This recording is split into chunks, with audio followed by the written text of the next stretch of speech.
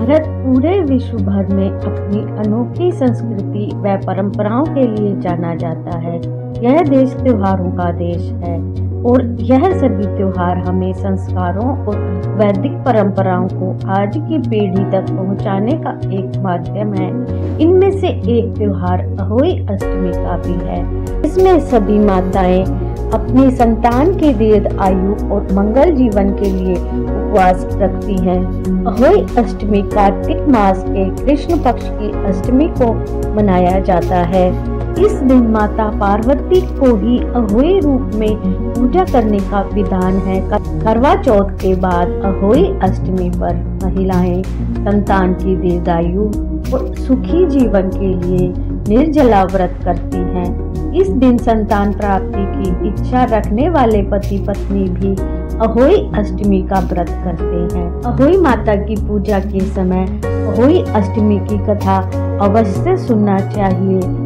अहोई अष्टमी का व्रत करने से कथा सुनने से व्रत का पूर्ण फल मिलता है।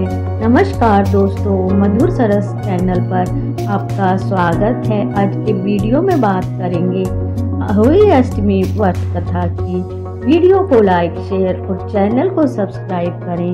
अहोई अष्टमी व्रत कथा। अहोई अष्टमी की कथा सुनने से पहले अपने हाथ में 7 प्रकार के अनाज ले लें और अगर यह संभव नहीं है तो थोड़े से अक्षत ले लें। प्राचीन काल में एक साहूकार था जिसके 7 बेटे और 7 बहुएं थी। इस साहूकार की एक बेटी भी थी जो दीपावली के अवसर पर ससुराल से मायके आई थी। दीपावली पर घर को लीपा पोती करने के लिए 7 बहुएं मिट्टी लाने जंगल में गई तो ननद भी उनके साथ जंगल की ओर चल पड़ी।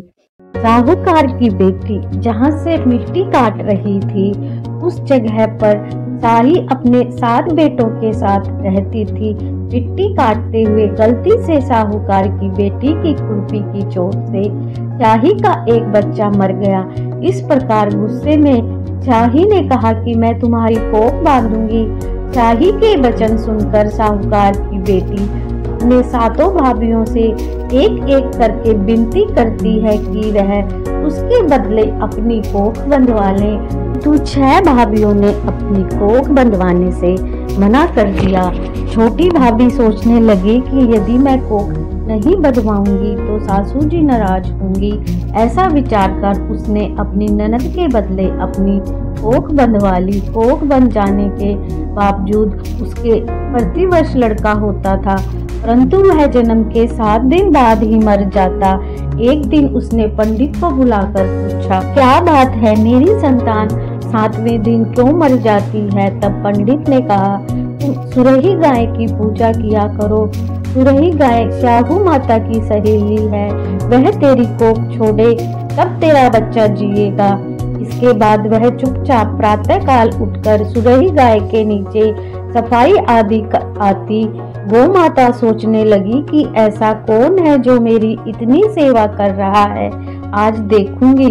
गौ माता खूब तड़के उठी तो क्या देखती है कि साहूकार के छोटे बेटी की बहू उसके नीचे सफाई आदि कर रही है।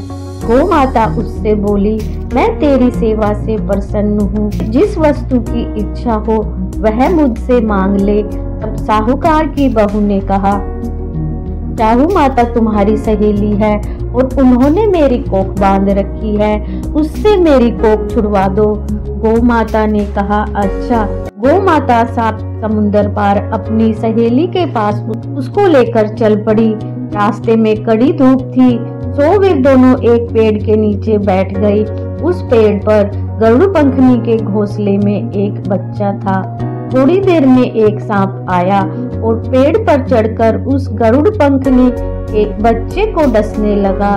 तब साहूकार की बहू ने सांप मारकर डाल के नीचे दबा दिया और बच्चे को बचा लिया। थोड़ी देर में गरुड़ पंखनी आई और खून बिखरा देखकर उसने सोचा कि छोटी बहू ने उसके बच्चे को मार दिया है। इस पर वह छोटी बहू को चोंच मारना शुरू कर देती है। छोटी बहू इस पर कहती है कि उसने तो सांप से उसके बच्चे की जान बचाई है। सांप तेरे बच्चे को डसने आया था और मैंने उसे मारकर डाल के नीचे दबा दिया है। यह सुनकर गरुड़ पंखनी प्रसन्न होकर कहती है कि मांग क्या मांगती है। वह बोली, 7 समुंदर पार चाहू माता रहती हैं, मुझे आप उनके पास पहुंचा दो। तब गरुड़ पंखनी सुरही सहित उसे अपनी पीठ पर बैठाकर चाहू माता के पास पहुंचा देती है। चाहू माता उन्हें देखकर बोली कि आप बहन बहुत दिन में आई। फिर कहने लगी, बहन मेरे सिर में बहुत जू पड़ गई है। तब सुरही के कहने पर साहूकार की बहू ने सलाई से उसकी जुएं निकाल दी। इस पर साहू माता प्रसन्न होकर बोली, तूने मेरे सिर में 7 सलाई गेरी है, इसलिए तेरे 7 बेटे और 7 बहुएं हों। बहू बोली, मेरे तो एक भी बेटा नहीं है, 7 बेटे कहाँ से होंगे। चाहू माता बोली, तो क्या बात है। तब वह बोली, मुझे वचन दो तो बताऊं। चाहू माता बोली, वचन दिया, वचन से फिरूं तो धोबी के कुंड पर कंकरी हो जाऊं। तब साहूकार की बहू ने कहा, मेरी कोख तो आपके पास बंद है। यह सुनकर साहू माता बोली कि तूने बहुत ठग लिया, मैं तेरी कोख खोलती तो नहीं, परंतु अब खोलनी पड़ेगी। जा, तेरे घर तुझे 7 बेटे 7 बहुएं मिलेंगी। तू जाकर उजमन करियो, 7 अहुई बनाकर 7 कढ़ाई करियो। साहूकार की बहू लौटकर आई तो वह क्या देखती है कि 7 बेटे और 7 बहुएं बैठी हैं। वह खुश हो जाती है। 7 अहोई बनाई, 7 उजमन किए तथा 7 कढ़ाई की। उधर जेठानियां आपस में कहने लगी, जल्दी जल्दी से भोग पूजा कर लो, कहीं छोटी बहू बच्चों को याद करके रोने न लगे। थोड़ी देर में उन्होंने अपने बच्चों से कहा कि अपनी चाची के घर देखकर आओ, वह अभी तक रोई क्यों नहीं। बच्चों ने आकर कहा कि चाची तो होई मान रही है, खूब उजमन हो रहा है। यह सुनते ही जेठानियां दौड़ी दौड़ी उसके घर गई और जाकर कहने लगी, तुमने अपनी कोख कैसे छुड़ाई। वह बोली, तुमने तो कोख बंधाई नहीं, सो मैंने कोख बंधवा ली थी। अब साहू माता ने कृपा करके मेरी कोख खोल दी है और मेरे 7 पुत्रों के साथ 7 बहुएं भी मुझे दे दी हैं। बोलो साहू माता की जय। साहू माता के आशीर्वाद से छोटी बहू का घर पुत्र और पुत्रवधुओं से हरा भरा हो जाता है। अहोई अष्टमी का अर्थ एक प्रकार से यह भी होता है अनहोनी को होनी बनाना, जैसे साहूकार की छोटी बहू ने कर दिखाया था। बोलो अहोई माता की जय। दंत कथा के अनुसार एक बार एक औरत अपने 7 पुत्रों के साथ एक गांव में रहती थी। एक दिन कार्तिक महीने में वह औरत मिट्टी खोदने के लिए जंगल में गई। वहां पर उसने गलती से एक पशु के शावक की अपनी कुल्हाड़ी से हत्या कर दी। उस घटना के बाद उस औरत के 7 पुत्र एक के बाद एक मृत्यु को प्राप्त हो गए। इस घटना से दुखी होकर वह औरत अपनी कहानी गांव की हर औरत को सुनाती है। बड़ी औरत ने उस औरत को सुझाव दिया कि वह माता अहोई अष्टमी की आराधना करे। शावक की सोते हुए हत्या के पश्चाताप के लिए उस औरत ने शावक का चित्र बनाया तो माता अहोई अष्टमी के चित्र के साथ रखकर उनकी पूजा करने लगी। उस औरत ने 7 वर्षों तक अहोई अष्टमी का व्रत रखा। आखिर में उसके 7 पुत्र फिर से जीवित हो गए।